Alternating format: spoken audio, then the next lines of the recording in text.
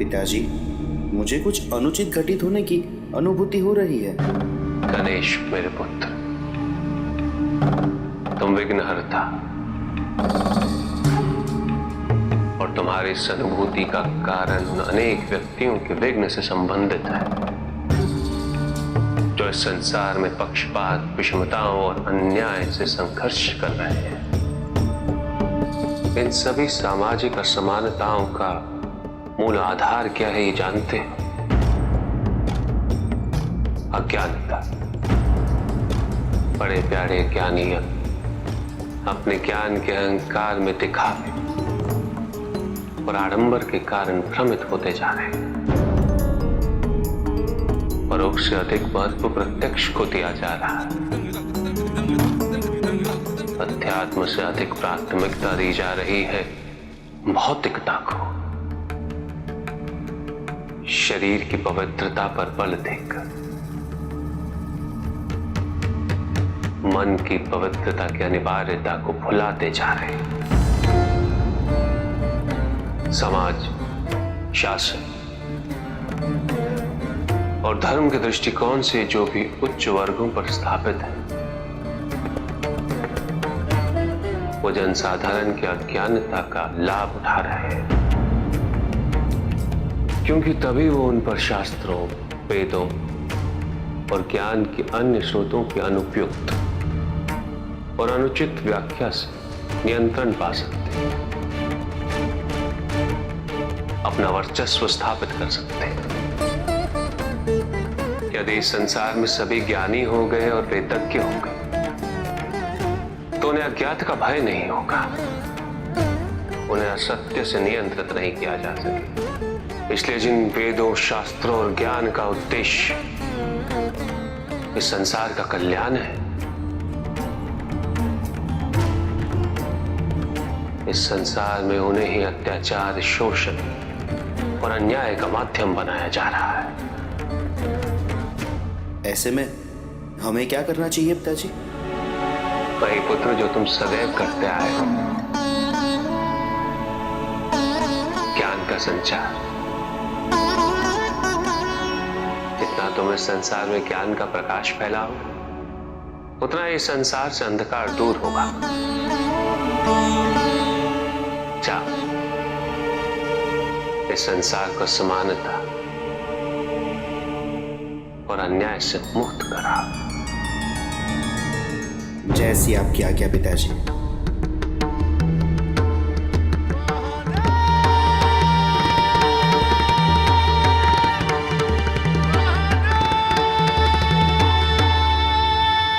कल्याण हो पुत्र।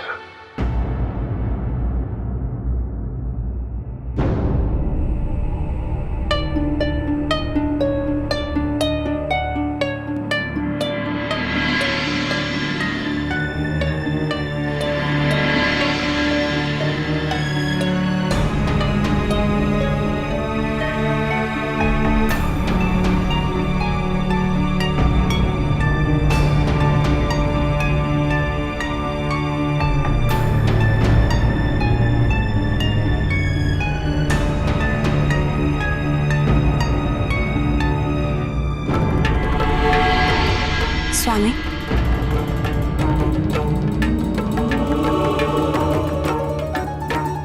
आपकी व्याकुलता का कारण क्या है? मैंने आज दोनों पिता और पुत्र के साथ अच्छा नहीं किया। मैं अपने आप को क्षमा नहीं कर पाऊंगा। किंतु आप कर भी क्या सकते थे? यही नियम है। मैं उन नियमों में परिवर्तन लाना चाहता हूं, किंतु कैसे? महादेव साक्षी है, आपके मन में द्वेष नहीं, वही आपको पथ प्रदर्शित करेंगे। किंतु कब? कब तक मैं रोग से ग्रसित प्रजा के साथ ऐसा अन्याय करता रहूं? मुझे तो ऐसा प्रतीत होने लगा है जैसे मैं कोई पाप कर रहा हूं। ग्लानि से भरता जा रहा हूं मैं। वो लोग रोगी हैं, पीड़ित हैं, उस रोग का कोई उपचार नहीं है। ऊपर से मैं राजा होते हुए भी लाचार हूं, उनकी कोई मदद नहीं कर सकता।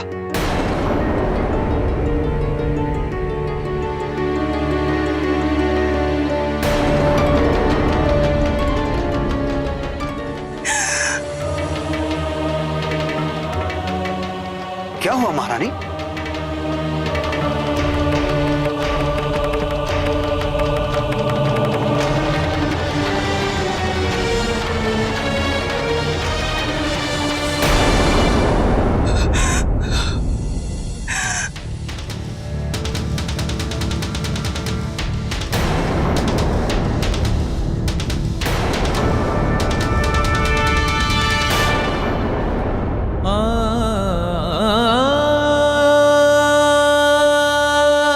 यह परिणाम तो होना ही था। जिस रोग से ग्रसित व्यक्तियों को मैंने इतना कष्ट पहुंचाया है, आज वही कुष्ठ रोग मुझे भी।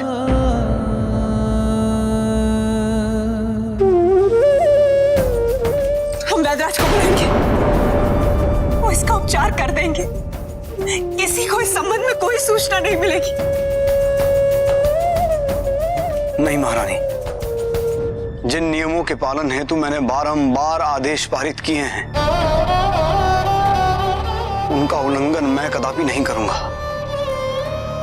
अन्यथा ही अन्याय होगा उन सभी व्यक्तियों के साथ जिन्हें मैंने इस राज्य से निष्कासित किया है।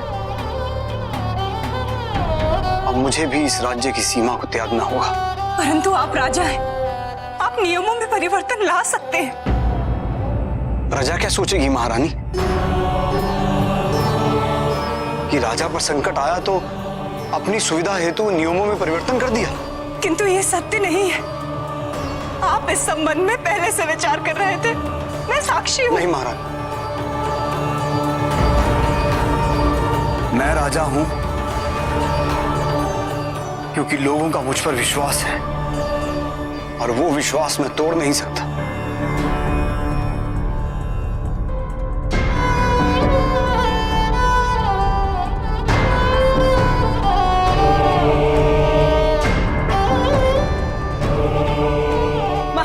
दूर रहिए महारानी, दूर रहिए मुझसे। मेरा स्पर्श न कीजिए। अब इस महल में एक क्षण भी और रुकना मेरे लिए संभव नहीं है।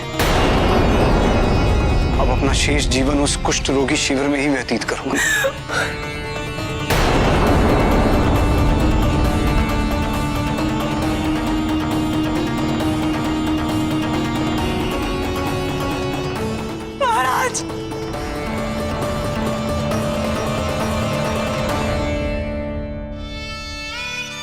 किस कर्म का दंड दे रहे हैं उन्हें प्रभु? रक्षा कीजिए उनकी, रक्षा कीजिए।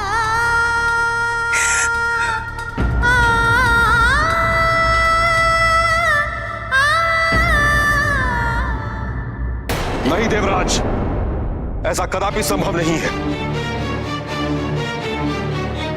मैं स्वीकार तो कर रहा हूं कि मुझसे भूल हुई है, और मैं उसका प्रायश्चित भी करूंगा। बस एक बार, एक अंतिम बार आप मुझे उपाय बता दीजिए। मैं आपको आश्वासन देता हूं कि भविष्य में ऐसा कदापि नहीं होगा। ऐसे आश्वासन मैं आपसे पहले भी सुन चुका हूं देवराज। आपने अनेक बार ऐसे आश्वासन दिए हैं। नहीं देवराज, इस बार मैं आपकी कोई सहायता नहीं कर सकता। देवगुरु, ये क्या कह रहे हैं आप देवगुरु? मैं आपका शिष्य हूं। यदि आप ही मेरे अपराध बोध पर विश्वास नहीं करेंगे तो कोई और कैसे करेगा?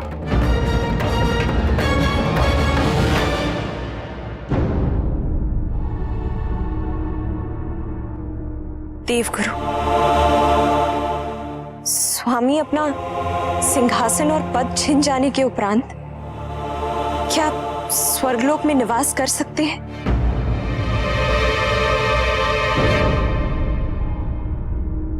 ब्राह्मण का श्राप है कि देवराज को कंदरा में आश्रय लेना होगा, और ब्राह्मण का श्राप कभी निष्फल नहीं होता इंद्राणी। देवगुरु, मैं आपसे विनती करती, कोई तो विकल्प होगा। मेरे स्वामी को मार्गदर्शन दीजिए। जब कोई भी विकल्प ना हो, तब केवल एक ही विकल्प शेष बचता है, और वो है महादेव की शरण।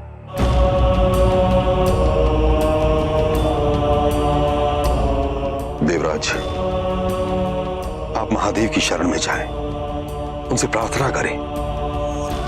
वो जो कहें, जैसा कहें, उसका पालन कीजिए। कदाचित तभी कोई संभावना बन सकती है आपके स्वर्ग लौटने की।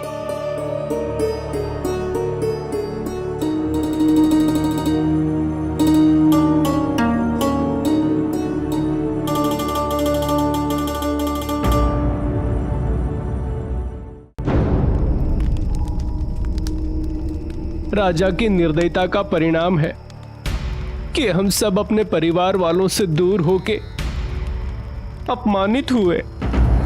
हाँ, जब हमें सहानुभूति की आवश्यकता थी तो उपेक्षा मिली। हमारा तो उपचार भी हो गया था, किंतु राजा की क्रूरता देखिए, हमारी सारी क्षमा याचनाएं अस्वीकार कर दी। राजा ने हम सबके साथ जो किया है, उस पाप का दंड उसे अवश्य मिलेगा।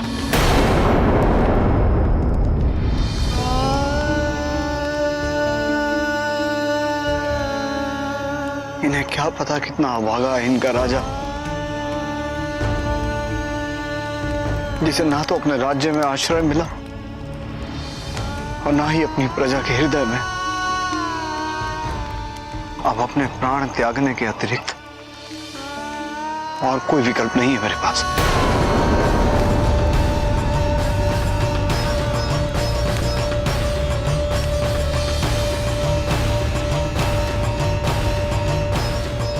ओ भाई रुक जाओ, आगे गहरी खाई है, रुक जाइए।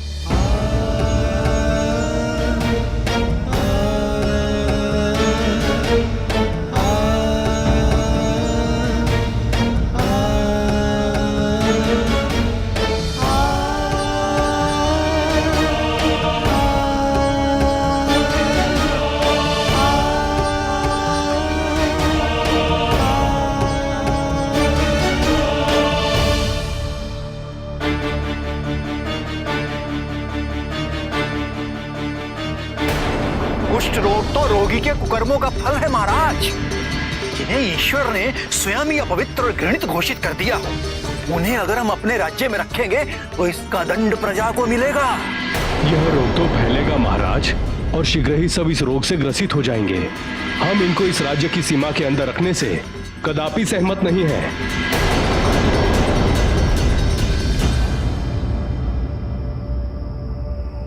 हे महादेव,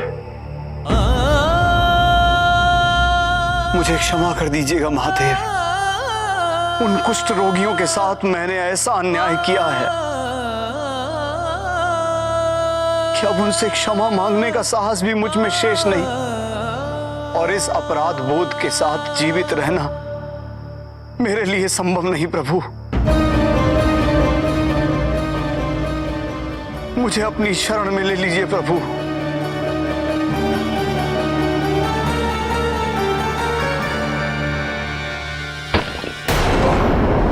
विकल्प नहीं, यही एकमात्र उपाय।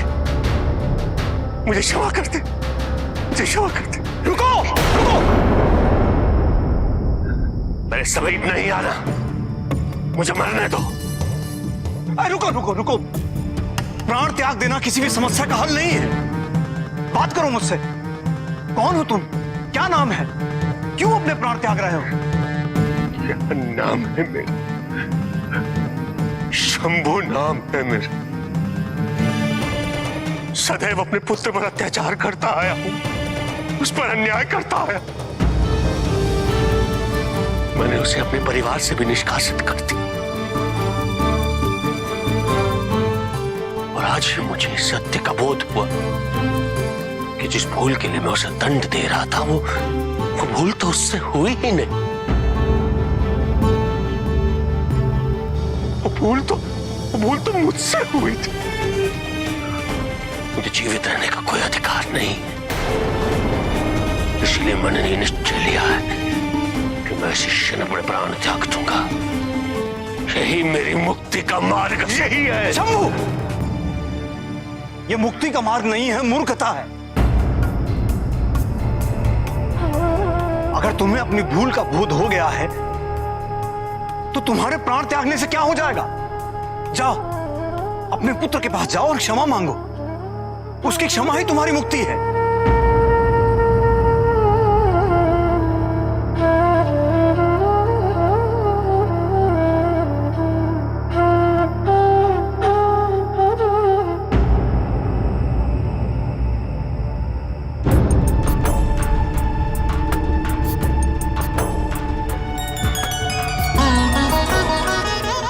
धन्य है आप महापुरुष,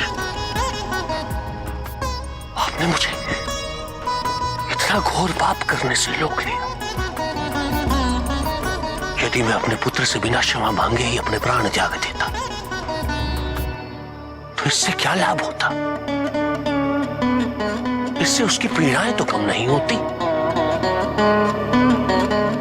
प्राण त्यागना तो कायरता का प्रतीक। मैं कायर हो चुका था। पलायन तो कायर किया करते हैं।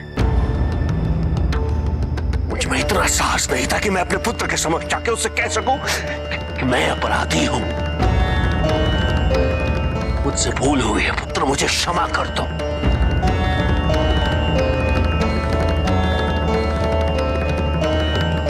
मुझे अपनी भूल का सामना करना होगा, मुझे प्रायश्चित करना होगा। मेरे जीवन का जितना भी समय शेष है मुझे उसे अपने पुत्र के साथ व्यतीत करना होगा। अपने पुत्र की सेवा करनी होगी मुझे।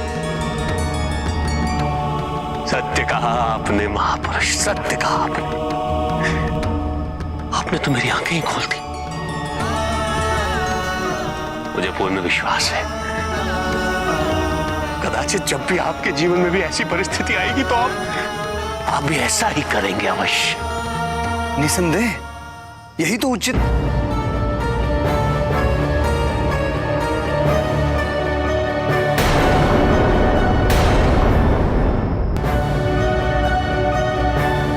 क्या हुआ राजन? आप कुछ कह रहे थे राजन? कहीं आप भी तो नहीं? नहीं, कदापि नहीं।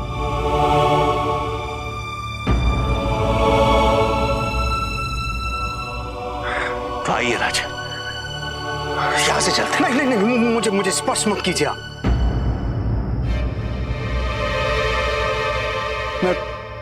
मैं कुष्ठ रोगी हूं।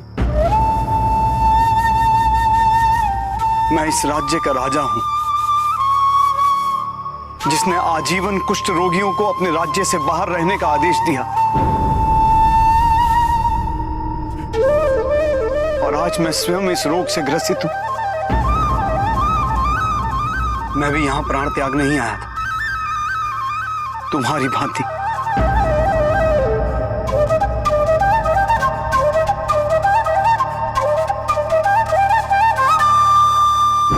किंतु तुम्हें समझाते समझाते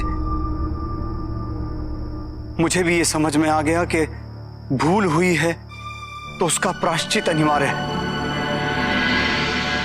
ना कि परिणामों से पलायन करना।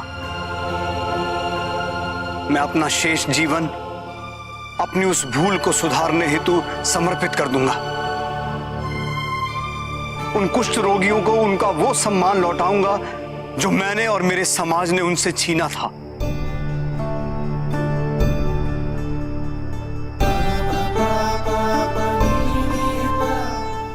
धन्यवाद तो मुझे आपका करना चाहिए। आपने मेरे प्राणों की रक्षा की है। मुझे तो ऐसा प्रतीत हो रहा है जैसे आपके माध्यम से स्वयं महादेव मुझे ये सब समझा रहे हैं। तो जाइए राजा, कुष्ठ रोगियों के शिविर में जाइए। उन्हें आपके समर्थन की आवश्यकता है, उन्हें मान और सम्मान की आवश्यकता है। और सत्य कहा आपने, ये केवल आप ही कर सकते हैं।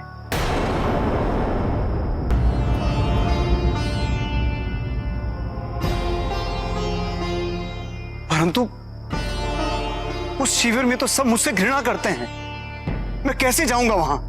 राजन, आपके ना जाने से वो घृणा प्रेम में तो परिवर्तित नहीं हो जाएगी। परंतु शंभू, उनके सामने उपस्थित रहने का साहस नहीं है मुझ में।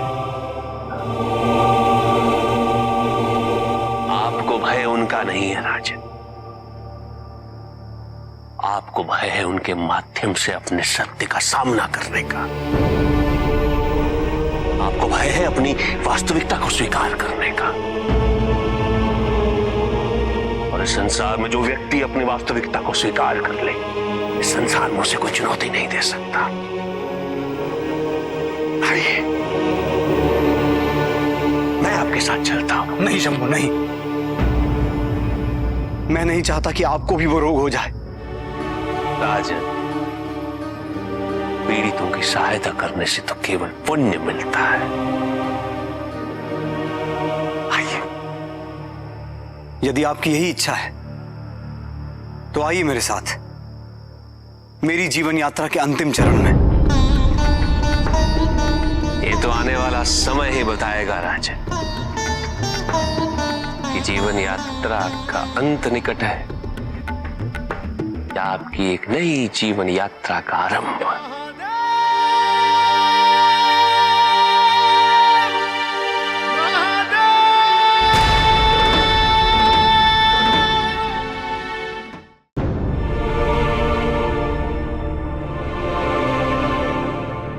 शंभू, आपने ठीक कहा था। मुझे भी ऐसा प्रतीत हो रहा है कि आपने मुझे एक नया जीवन दिया है। इस नए जीवन में कितना सफल हो पाऊंगा ये तो समय ही बताएगा, किंतु ये निश्चित है कि आप में मुझे एक सच्चा मित्र प्राप्त हुआ है जो आजीवन मेरे साथ रहेगा। सत्य है ना? अवश्य, केवल इस जन्म में ही नहीं, अभी तो मुझे प्रत्येक जन्म में मेरा साथ रहेगा। मुझे आज्ञा दीजिए, मैं अपने पुत्र से जाके बात करना चाहता, आपकी बातों को ध्यान में रखते हुए। अवश्य, किंतु कब लौटेंगे आप? जब आप मुझे अपने हृदय से निकाल देंगे। मैं समझा नहीं। यदि आपने मुझे अपने हृदय में ही स्थापित रखा तो लौटने का तो प्रश्न ही नहीं उठता। किंतु मेरी तो यही इच्छा है कि आप हमेशा मेरे समीप रहें। आपका निवास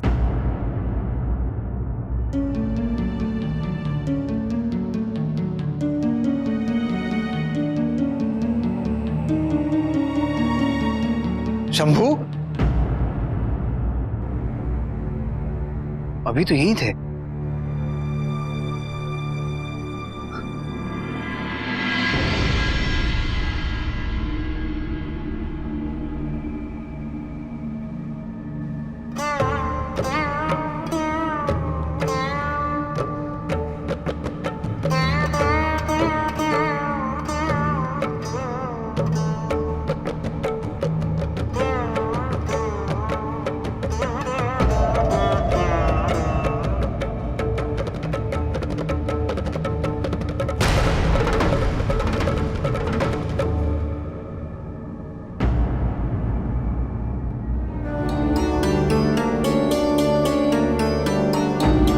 क्षमा कर दीजिए प्रभु, क्षमा कर दीजिए मुझे।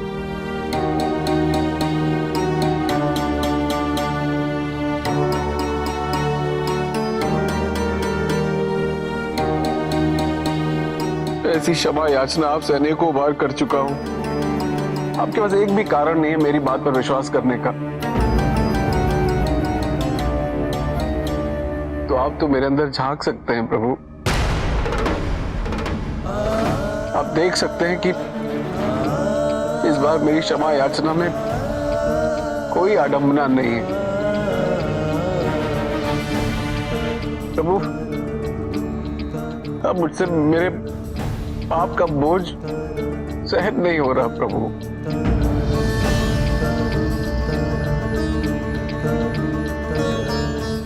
मुझे मुक्ति दिला दीजिए प्रभु। छीन लीजिए मुझसे मेरा पद, मेरा सिंहासन छीन लीजिए, किंतु उसके साथ मेरा अहंकार भी छीन लीजिए प्रभु। तो आप मुझे सर्वप्रथम एक अच्छा व्यक्तित्व प्रदान कीजिए प्रभु।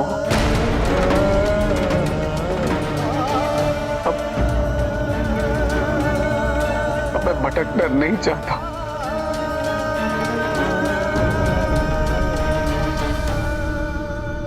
उठो इंद्र।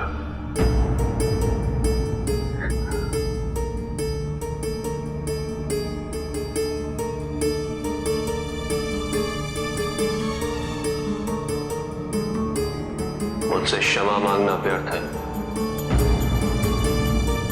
शाप मिला है तुम्हें और वह अवश्य फलित होगा। और जब संपूर्ण रूप से तुम्हारा पश्चाताप समाप्त हो जाएगा तो स्वतः स्वर्ग जाने का मार्ग प्रदर्शित हो जाएगा। जाओ इंद्र, कंदरा में जाओ और तप करो।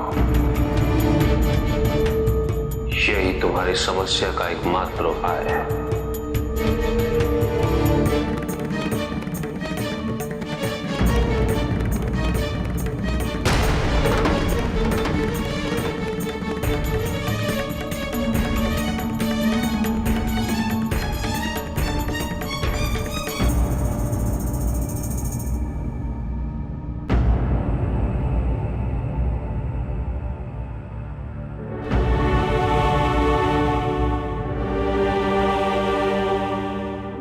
पिताजी।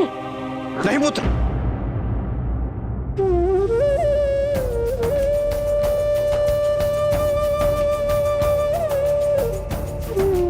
अपनी माता के पास रहो।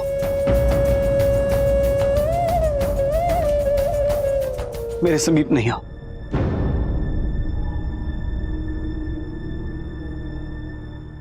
महाराज, आप कहाँ थे? हम आपको ढूंढते ढूंढते घोर शिविर में भी गए थे, किंतु वहां भी आपको किसी ने नहीं देखा था। महारानी, गया तो मैं शिविर में ही था, किंतु जब मुझे यह ज्ञात हुआ कि शिविरवासी मुझसे कितनी घृणा करते हैं, तो मन में यह विचार आया कि ऐसे जीवन से तो मृत्यु अच्छी। आत्महत्या कर अपने प्राण त्यागने का निर्णय मैंने कर ही लिया था कि तभी एक और सज्जन मेरी भांति आत्महत्या करने वहां पहुंचे। और संयोग देखिए, हम दोनों एक दूसरे से बात करने लगे। उन्होंने मुझे समझाया और मैंने उन्हें, और अंततः हम दोनों ने ही आत्महत्या का विचार त्याग दिया।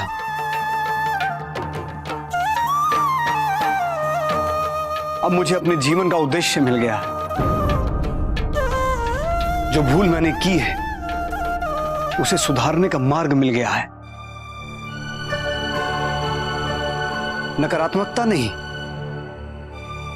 अब मेरे विचारों में केवल सकारात्मकता है। अर्थात महादेव ने मेरी सुन ली। उन्होंने ही उस व्यक्ति को आपके पास भेजा होगा।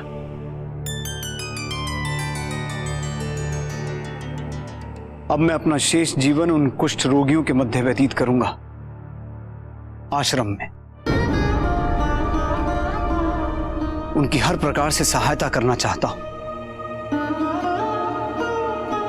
ताकि वो अपना शेष जीवन सम्मानपूर्वक व्यतीत कर सके।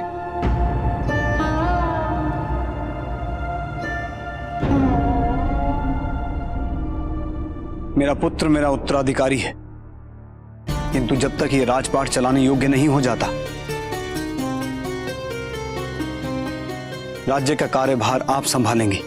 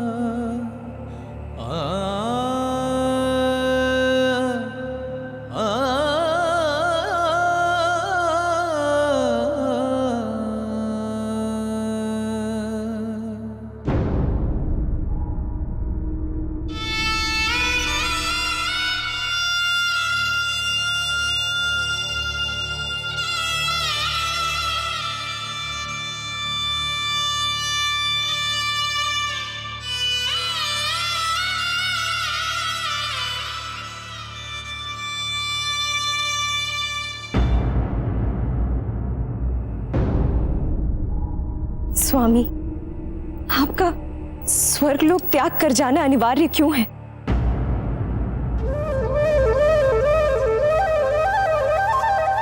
क्या तुम ये चाहती हो कि मैं अपने पापों का बोझ उठाए चलता रहूं?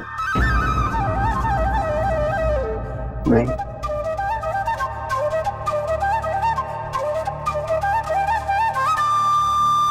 ये महादेव का आदेश है और महादेव के आदेश की पूर्ति मैं अवश्य करूंगा, अवश्य करूंगा।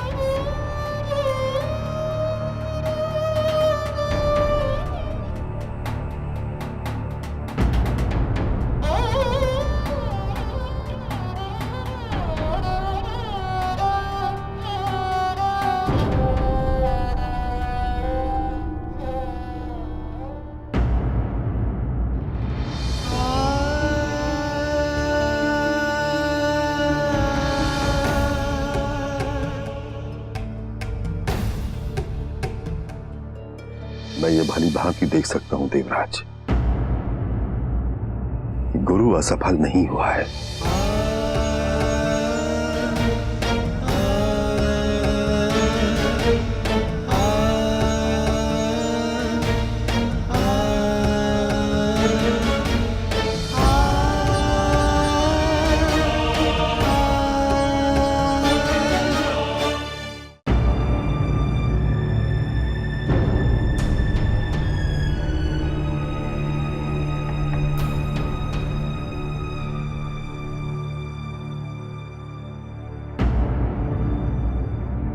मेरा पुत्र मेरा उत्तराधिकारी है, किंतु जब तक ये राजपाट चलाने योग्य नहीं हो जाता, राज्य का कार्यभार आप संभालेंगे।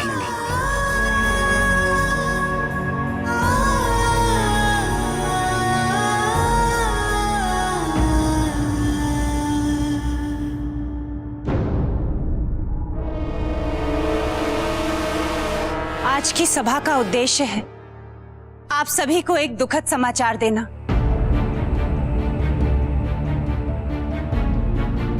महाराज, जिन्होंने निस्वार्थ निष्पक्ष होकर इस राज्य पर शासन कर इसे समृद्ध बनाया, वो आज स्वयं कुष्ठ रोग से संक्रमित हो गए।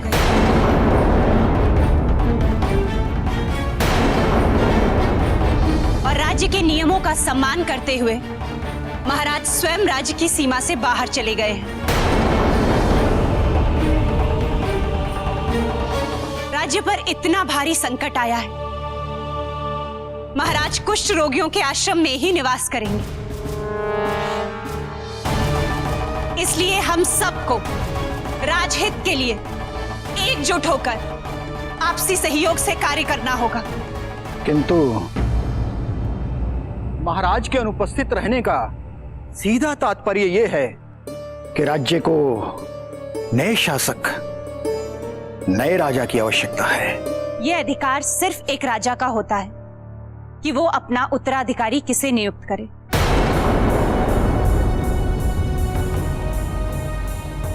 और महाराज ने अपने पुत्र को नियुक्त करने का आदेश पारित किया है।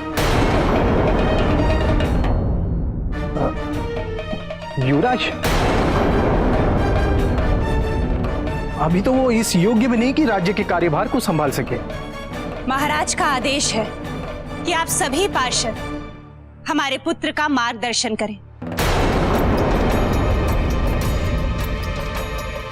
और राज्य का कार्य अबाधित रूप से चलाने में अपना सहयोग दें। हम आपके पुत्र की सहायता अवश्य करेंगे महारानी, किंतु उससे पूर्व हम महाराज के आदेश की पुष्टि कर लेना चाहते हैं।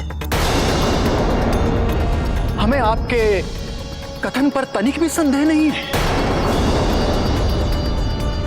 किंतु हमें भी राज्य के नियमों का अनुसरण करना पड़ता है। हम महाराज से भेंट करेंगे, उनसे परामर्श लेंगे और तभी किसी निर्णय पर पहुंचेंगे।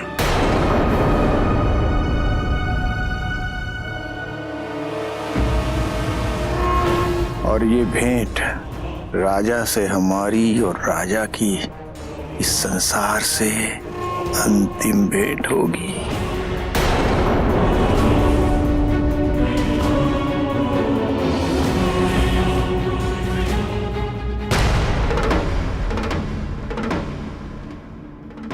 नए देवराज नियुक्त करने का समय आ गया है महादेव। नहीं ब्रह्मदेव, हमें इंद्र की प्रतीक्षा करनी चाहिए, किंतु इंद्र की अनुपस्थिति में देवराज के दायित्वों का निर्वाह कौन करेगा महादेव? इस उत्तरदायित्व के लिए हमें किसी ऐसे व्यक्ति का चयन करना होगा जो स्वयं को इस पद के अहंकार से मुक्त रख सके, किंतु ऐसा कोई भी नहीं। मैं महादेव की बात से सहमत हूं, किंतु महादेव, यदि देवराज के पद को रिक्त रखा गया तो पुनः वही स्थिति उत्पन्न हो जाएगी जिसमें सभी देवता अपने आप को उस पद के योग्य समझने लगेंगे और एक प्रतिस्पर्धा आरंभ हो जाएगी। सब अपने अपने दायित्व को भूलकर इसी प्रयास में लग जाएंगे कि वो देवराज कैसे बने। ऐसे में मुझे एक ही विकल्प दिखाई देता है महादेव,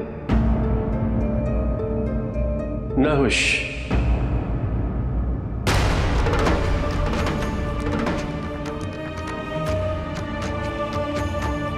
आप और नारायण दोनों जानते हैं कि इस नियुक्ति का परिणाम क्या होगा।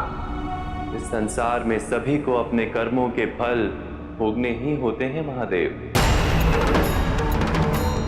जिस घटनाक्रम का आरंभ इंद्र ने किया, उसके परिणाम स्वरूप अब नहुष का देवराज बनना यही नियति के अनुकूल है।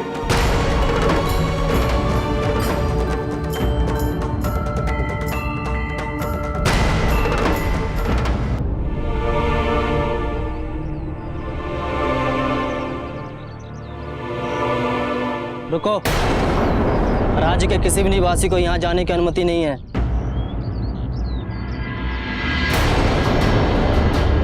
महाराज, महाराज हमें क्षमा कर दीजिए, हम कभी कल्पना भी नहीं कर सकते थे कि आप यहाँ पधारेंगे। आदेश करें महाराज। मुझे भीतर ले चलो। आइए महाराज।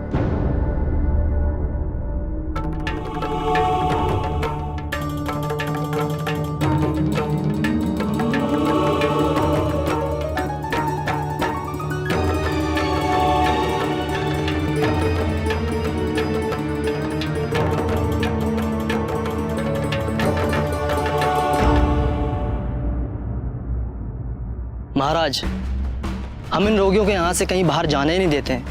हम उनको इस आश्रम की परिधि तक ही सीमित रखते हैं। और वैद्यराज, वो इनका निरंतर उपचार कर रहे हैं? अवश्य महाराज, और कई रोगी अब तो पूर्णतः स्वस्थ भी हो चुके हैं। जिनका उपचार सफलतापूर्वक हो चुका है, वही इस आश्रम को सुव्यवस्थित ढंग से चला रहे हैं और वही अन्य रोगियों पर औषधि लगाने का कार्य भी कर रहे हैं। ये क्या है? खाद्य सामग्री है महाराज, जो राज्य से इनके लिए आती है, किंतु सैनिक ने दूरी छोड़ के लौट जाते। चलो मित्रों, आप लोग काम करते हैं। ये आप में से अपने किसी भी मित्र को हारने नहीं देना है। अति उत्तम मित्रों।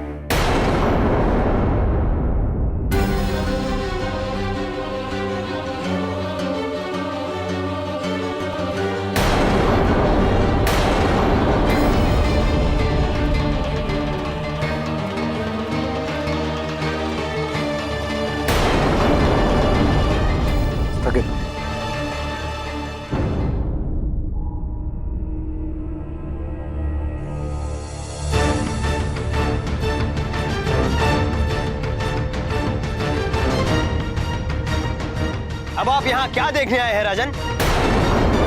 यही कि जो लोग आपके राज्य के लिए किसी भी रूप से उपयोगी नहीं रहे, जिनको आपने निर्दयता के साथ निष्कासित कर दिया, उनके कारण आपके राजकोष पर, आपके भंडार पर कितना बोझ पड़ रहा है। क्या आप हमारा उपहास करने आए हैं? बोलिए।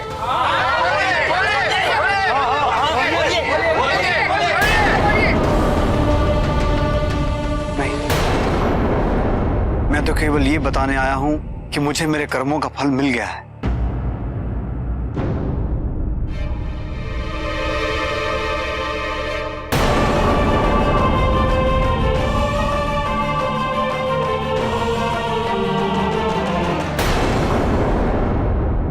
इसका अर्थ यह है कि आपके ही मंत्रियों ने, आप ही के सैनिकों ने आपको देश निकाला दी। राजन, मैंने आपसे कहा था ना कि हमें न्याय अवश्य मिलेगा, किंतु हमें अभी पूर्ण रूप से न्याय नहीं मिला है। आपको कुष्ठ रोग हो गया है ना राजन? परंतु मैं संपूर्णतः कुष्ठ रोग से मुक्त हो गया हूं। आप ही के बनाए हुए नियमों के आधार पर इस स्थिति पर मेरा वर्चस्व है, और जिसका वर्चस्व होता है वो स्वयं से दुर्बल व्यक्ति पर अत्याचार भी कर सकता है।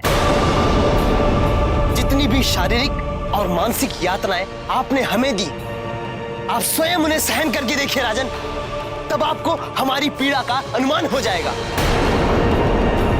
और सावधान रहिएगा राजन, इनमें से कई सारे कुष्ठ रोगी अत्यंत प्रतिभाशाली योद्धा हैं जो आप ही की सेना में थे, जिनको आपके आदेश पर यहां छोड़ दिया गया। बोलो, ऐसे राजा के साथ क्या किया जाना चाहिए? ऐसे निर्दयी राजा को मृत्यु दंड देना चाहिए।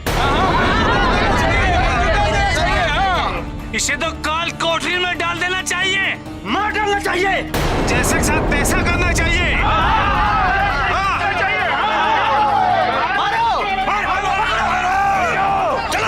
रुक जाओ।